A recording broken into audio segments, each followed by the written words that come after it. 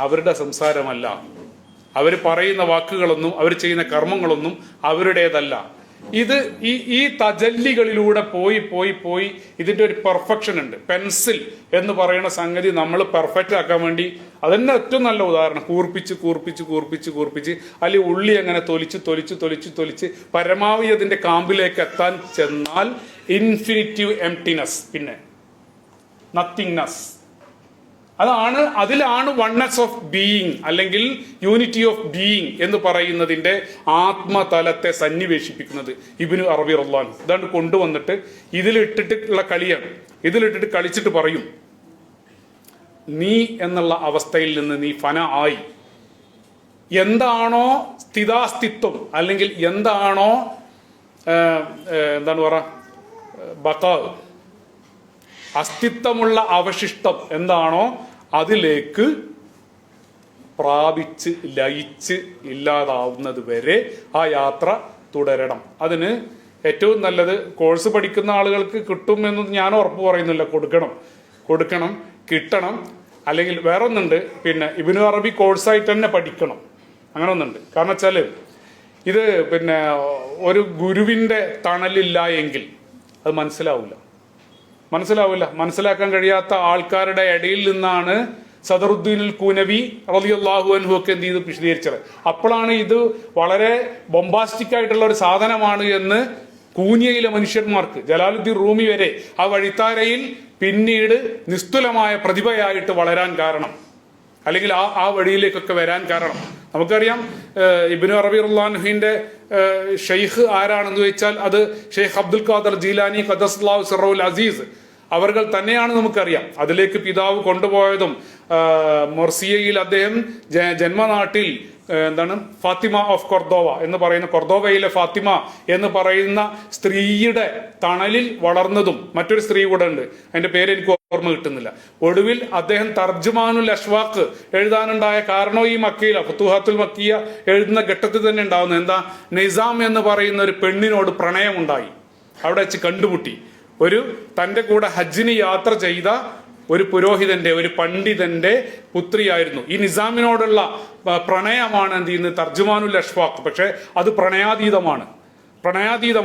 അപ്പോൾ ഈ തർജുമാനുൽ അഷ്വാഖിലൂടെ ഒരു കോഴ്സിൽ പഠിക്കുന്ന വിദ്യാർത്ഥി യാത്ര ചെയ്യുമ്പോൾ സ്വാഭാവികമായിട്ടും അവന്റെ ഉള്ളിൽ ഈ പ്രണയം എന്ന് പറയുന്നതിന്റെ നിർലജ്ജമായ ചില കാപഢ്യങ്ങളുണ്ട്. അതല്ല നിറയുക. അതിന് ഇലാഹിയായ ആനന്ദമുണ്ട്, ഒരു പരിവേഷമുണ്ട് അതിന് ചുറ്റും എന്നുള്ളത് മനസ്സിലാക്കുകയും അത് ഉള്ളിലേക്ക് കുടിച്ചിറക്കാൻ ശ്രമിക്കുകയും ചെയ്യും. അപ്പൊ നേരത്തെ ബിൻസി പറഞ്ഞതുപോലെ ഈ പാട്ടുകളൊക്കെ ഉള്ളിൽ നിന്ന് ഉണരും. പാട്ടുകൾ മാത്രമല്ല, പ്രിയപ്പെട്ട നമ്മളെ കരീം കക്കോവിനെ പോലെയുള്ള ആളുകളൊക്കെ കാലിഗ്രാഫി പോലെയുള്ള ആ ഒരു ചിത്രണ കലയിലേക്ക് പോലെ പോകുന്നതും അതൊക്കെ ഈ ഒരു തത്വത്തിലൂടെ തന്നെ പോകുന്നത്. ഇബ്നു അറബി റളിയല്ലാഹു അൻഹുവിനെ മാത്രം ഉൾക്കൊണ്ടുകൊണ്ട് കാലിഗ്രാഫി വരച്ച ആളുകളെ പറ്റിയിട്ട് ഇന്നലെ എൻ്റെ പ്രിയപ്പെട്ട സുഹൃത്ത് ഷമ്മൂൻ പിന്നെ പറയുകയുണ്ടായി. സിറിയയിൽ ഷാമിൽ ഇഷ്ടം പോലെ കലാകാരന്മാരുണ്ട് ഇബ്നു അറബി ഉൾക്കൊണ്ട അക്ഷരങ്ങളെ മാത്രം വരച്ചിട്ട്. അപ്പോൾ ഒരു അലിഫ് മാത്രം വരയ്ക്കാൻ വേണ്ടി ജീവിക്കുന്ന ആൾക്കാർ കരീം കക്കോവിനോട് ചോദിച്ചാൽ ചിലപ്പോൾ കുറച്ചും കൂടി അറിയുന്നുണ്ടാവും, തുർക്കിയിലൊക്കെ. അപ്പോൾ ഒരു അക്ഷരം എന്ന് പറയുന്ന സംഗതി ഒരു പ്രതിനിധാനമാണ്. ഒരുപാട് തജല്ലി ഒരൊറ്റ അക്ഷരത്തിലുണ്ട്. ഈ അക്ഷരം അതിന്റെ യഥാർത്ഥ പ്രതിനിധാനത്തിലേക്ക്, ആത്മസത്തയിലേക്ക് മടങ്ങുന്നത് വരെ ഒരൊറ്റ അക്ഷരത്തെ ധ്യാനിക്കാൻ ആളുകളുണ്ട്. അറബി ഭാഷയിൽ ഹംസ് എന്ന് പറയുന്ന അക്ഷരം ഉണ്ടായിരുന്നില്ല. ആ ഹംസ് ഉണ്ടാവുന്നതിന്റെ കഥ ഇമാം സീബവൈഹിയോ മറ്റോ ചരിത്രത്തിൽ ഉദ്ധരിക്കുന്നുണ്ട്. ഒരു രാജാവിന്റെ ചരിത്രവുമായി ബന്ധപ്പെട്ട്. അങ്ങനെ ഒരു പണ്ഡിതന്റെ തല പോകുന്ന ഒരു ഘട്ടം ഉണ്ടായപ്പോൾ അദ്ദേഹം നിർമ്മിച്ചതാണ് ഹുറൂഫുൽ ഹൽക്കിൽപ്പെട്ട ഹംസ് എന്ന് പറയുന്ന ഈ സ്വദറിന്റെ അടിയിൽ നിന്ന് വരുന്ന, നെഞ്ചകത്തിന്റെ അടിയിൽ നിന്ന് വരുന്ന അക്ഷരം എന്നൊരു ചരിത്രം ഞാൻ കേട്ടിട്ടുണ്ട്. അതിപ്പോ രാജാവിനോട് ഉച്ചരിക്കാൻ പറഞ്ഞു, രാജാവിന് അത് ഉച്ചരിക്കാൻ കിട്ടിയില്ല. അങ്ങനെ അദ്ദേഹം വധശിക്ഷയിൽ നിന്ന് രക്ഷപ്പെട്ടു. എന്തായിരുന്നാലും ആ ഒരു അക്ഷരത്തെ നിരൂപിച്ചുകൊണ്ടാണ്. മാത്രമല്ല എലിയ പ്രവാചകൻ അക്ബർ നഗരം, അതൊക്കെ ഇബ്നു അറബിനോട് ചരിത്രപരമായി തന്നെ ഒരു എന്താണ് പറയാ, ഏതോ രീതിയിൽ യാദൃശ്ചികമായ ബന്ധമുണ്ട്. അക്ബർ എന്ന് പറയുന്ന ഫിനീഷ്യയിലെ നഗരം അസീറിയൻ പടയോട്ടത്തിൽ തകർന്നുപോയി. പിന്നീട് എലിയ പ്രവാചകൻ, അഥവാ നമ്മൾ ഖിദർ എന്നൊക്കെ പറയുന്ന അദ്ദേഹം അവരിലേക്ക് വന്നു. ഈ രാജ്യത്തെ എങ്ങനെ പുനരുജ്ജീവിപ്പിക്കും എന്ന് അദ്ദേഹം അവരുമായിട്ട് ആലോചിച്ചു. അപ്പൊ അദ്ദേഹം ഇതിന് പറഞ്ഞു കൊടുത്ത വഴിയാണ് അക്ഷരങ്ങൾ. എന്താണ് അക്ഷരം? ആലഫ്. എന്താണ് ആലഫ്? പൗലോ കൊയ്ലോന്റെ ഒരു നോവൽ തന്നെയുണ്ട് ആലഫ്. എന്താണ് ആലഫ്? അലിഫ്. എന്താണ് അലിഫ്? ഉൽഫ്, ഇൽഫ്, ഈലാഫ്, അൽഫ് എന്ന് പറയുന്ന സംഗതി, ഉൾപേ, ഉൽപ്പം എന്ന് പറയുന്ന സംഗതി ഒക്കെ അലിഫ. ഉൽപ്പം നമ്മൾ പറയണ്ട, ഉൽപ്പത്തി, നമ്മൾ വന്നത് അതിൽ നിന്നാ, അതാണ് അലിഫ്. ഈ ഒരു അലിഫ് ഇബ്നു അറബിയിലൂടെ പോയി കഴിഞ്ഞാൽ അത് തീരാത്ത അത്രയും, കാരണം ഇബ്നു അറബിയെ വായിച്ചു കഴിഞ്ഞാൽ പിന്നെ അതിൽ നിന്ന് വീണ്ടും കടലുകൾ ഉണ്ടാവുകയാണ്. ആ കടൽ ജലാശയം. അതാണ് ഖുറാനിലെ വാചകങ്ങൾ നിങ്ങൾ എഴുതാൻ മെനക്കെട്ട് കഴിഞ്ഞാൽ, ശരിക്കും ഞാൻ പറയല്ലേ, കാലിഗ്രാഫി പഠിച്ച ആൾക്കാർക്ക് ഖുറാനിലെ കുറച്ച് മഷിയും കുറച്ച് പേനയൊക്കെ എടുത്തിട്ട് എഴുതാൻ താങ്കളുടെ സുബർത്തങ്ങളുണ്ട്. മൂപ്പര് 3 കൊല്ലം കൊണ്ട് ഉഗ്രനായിട്ട് എഴുതി തീർത്തു. ഇതാ തീരുന്നുണ്ടല്ലോ, മഷി പിന്നെയും ബാക്കിയുണ്ട്. അപ്പൊ എന്താ? ലനഫിദൽ ബഹ്റു ഖബല അൻ തൻഫിദ കലിമാത്തു റബ്ബി, അല്ലേ? തൻഫിദ കലിമാത്തു റബ്ബി. അത് സംഭവിക്കണം എന്നുണ്ടെങ്കിൽ ഈ ധ്യാനം, ഓരോ അക്ഷരത്തിന്റെയും പുറകിലുള്ള ധ്യാനത്തിൽ എന്ത് ചെയ്യണം? അങ്ങനെ ഇരിക്കണം. ഇരുന്ന് കഴിഞ്ഞാൽ അതങ്ങനെ ഉത്സർജിച്ച് പുറത്തു വരും. പതുക്കെ നമ്മളില്ലാതാവും. ഈ നമ്മൾ എന്ന് പറയുന്ന ആവിഷ്കാരത്തെ ഇബ്നു അറബി വെറുതെ വിട്ടിട്ടില്ല.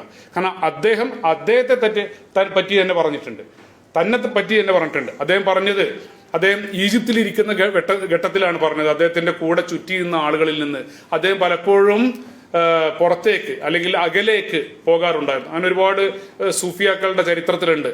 ഇമാം ജലാലുദ്ദീൻ സുയൂത്തി റളിയല്ലാഹു അൻഹു അവസാന കാലഘട്ടത്തിൽ നൈൽ നദിയുടെ തീരത്ത് പർണശാല കെട്ടി കാല് വെള്ളത്തിലിട്ടിട്ട് ജനങ്ങളിൽ നിന്ന് അകന്നാണ് താമസിച്ചിരുന്നത്. അബ്ദുസ്സലാം ഇബ്നു ബഷീഷ് അല്ലാഹുമ്മ ബഅഇദ്നി മിനൻ നാസി, ജനങ്ങളിൽ നിന്ന് തന്നെ അകറ്റണമെന്നാണ് അദ്ദേഹം പ്രാർത്ഥിച്ചത്. മാത്രമല്ല അദ്ദേഹം ഏതോ ഒരു ഗുഹയിൽ അഭയം പ്രാപിച്ചു.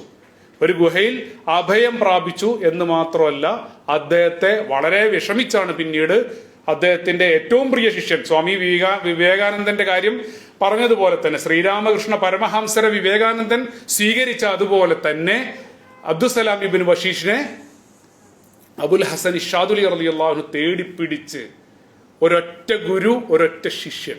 പിന്നീട് ഷാദുലിയ, തീജാനിയ, ഞാനൊക്കെ ഉൾക്കൊണ്ട ദസൂക്കിയ എന്നൊക്കെ പറഞ്ഞിട്ട് ഒരുപാട് ഗുരുലോകവും ഒരുപാട് ശിഷ്യലോകവുമുള്ള സൂഫി ലോകം അതിൽ നിന്ന് അങ്ങോട്ട് വിരിഞ്ഞിറങ്ങി.